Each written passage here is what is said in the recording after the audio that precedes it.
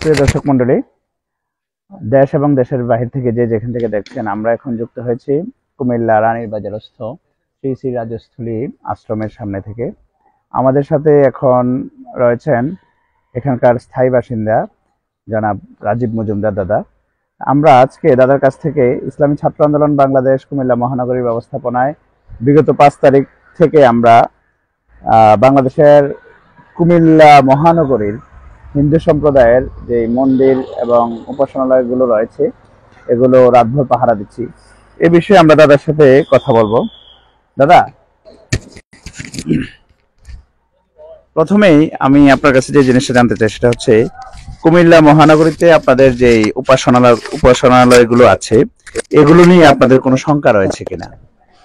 এই মুহূর্তে তো যে পরিস্থিতি এবং যে সমস্যাগুলো আমরা দেখতে পাচ্ছি, দেশের যে ল অ্যান্ড অর্ডার বা যেই কথাই আপনারা বলতে চান, সেই অনুপাতে যদি আমরা বলতে চাই যে আমরা এখন অরক্ষিত অবস্থায় সবাই আছি।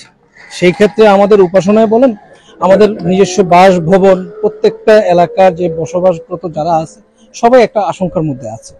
তো এই মুহূর্তে আমরা যেটা বলতে চাচ্ছিলাম সেটা যদি এখন আমরা যেভাবে আপনারা সহযোগিতা করতেছেন, আপনারা আছেন এবং বিভিন্ন অঙ্গ সংগঠন সবাই আছে এবং আমরা নিজেরা থেকে আপনাদের সহযোগিতা আপনাদের মাধ্যমে পাচ্ছি, তাতে আমরা কিছুটা আশঙ্কা থেকে মুক্ত মনে হচ্ছে। আর বাকিটা এখনো বলতে পারি না যতক্ষণ পর্যন্ত পরিস্থিতি নিয়ন্ত্রণে না আসে। সেই ক্ষেত্রে আমরা এখন আর কোনো কিছুই বলতে পারছি না, তবে আমরা এইভাবে থাকলে হয়তোবা সেই আশঙ্কা থেকে আমরা মুক্ত থাকবো। আচ্ছা, সংগঠন ইসলামী আন্দোলন বাংলাদেশ সম্পর্কে আপনারা জানেন।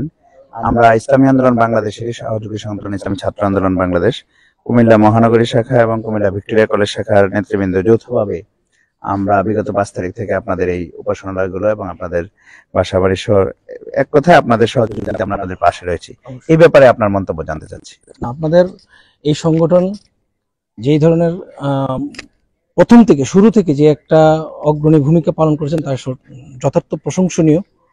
আমরা সেক্ষেত্রে আপনাদের সংগঠনকে সাধুবাদ জানাই। আর আপনারা যেভাবে প্রত্যেকটা কাজে সহযোগিতা করতেছেন এবং আপনাদের যে কর্মকাণ্ডগুলো, তাকে আমি অবশ্যই সাধুবাদ জানাই এবং ধন্যবাদ আপনাদের সবাইকে যে আমাদের এইভাবে সহযোগিতা করার জন্য। আশা করি আমরা সবসময় আপনাদেরকে এইভাবেই পাবো। আচ্ছা, এই যে একটা অসাম্প্রদায়িক চেতনার বাংলাদেশ, আপনারা এই ধরনের অসাম্প্রদায়িক বাংলাদেশ প্রত্যাশা করেছিলেন কিনা বা প্রত্যাশা করেন কিনা? সাম্প্রদায়িক সমস্যা কেউই চায় না, এদের সবার হিন্দু মুসলিম বৌদ্ধ খ্রিস্টান এখানে কোনো কিছুই ভেদাভেদ ছিল না এক সময়। এখন যে সাম্প্রদায়িক দাঙ্গাটা সেটা সম্পূর্ণ রাজনীতি। আমরা সেই ধরনের কোনো সাম্প্রদায়িক সমস্যা বা কোনো ধরনের সমস্যা হোক এটা আমরা কখনোই চাই না। এখন যেটা হচ্ছে সেটা সম্পূর্ণ রাজনীতি। আমরা এখান থেকে মুক্তি চাই।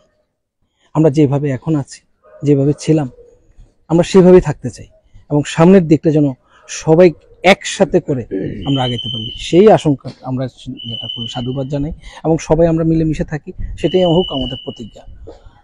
ইসলামী আন্দোলন বাংলাদেশের আমির পীর সাহেব চরমনের পক্ষ থেকে আপনাকে অসংখ্য ধন্যবাদ আপনাদের এই কার্যক্রমের জন্য।